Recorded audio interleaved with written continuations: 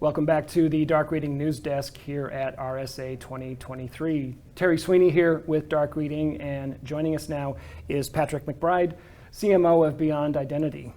Patrick, thanks for joining us on the news desk today. Thanks for having me. We are talking about why zero trust authentication matters.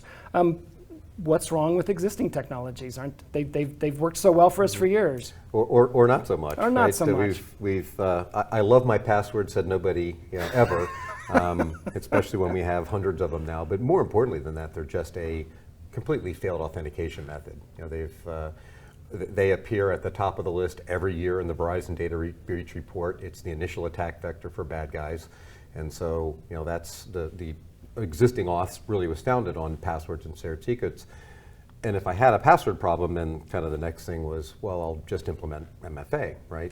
Multi-factor authentications and do multiple factors. And really the first generation of that it doesn't help much anymore, unfortunately. It's barely a speed bump.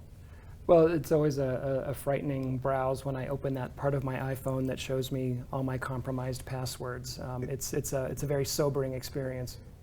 Well, let's turn back to how we started this.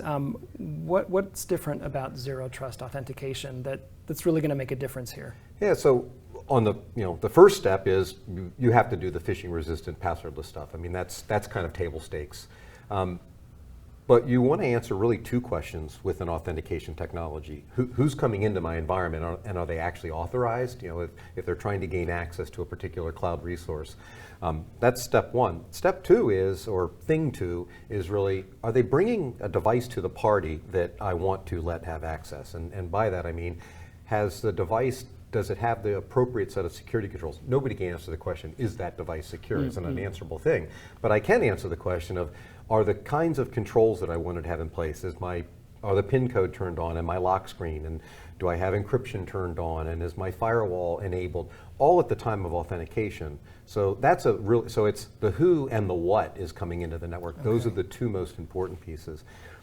And then authentication historically has been kind of a once and done thing. I'm in, I got through the front door, I made it past the bouncer, and now I can do whatever I want.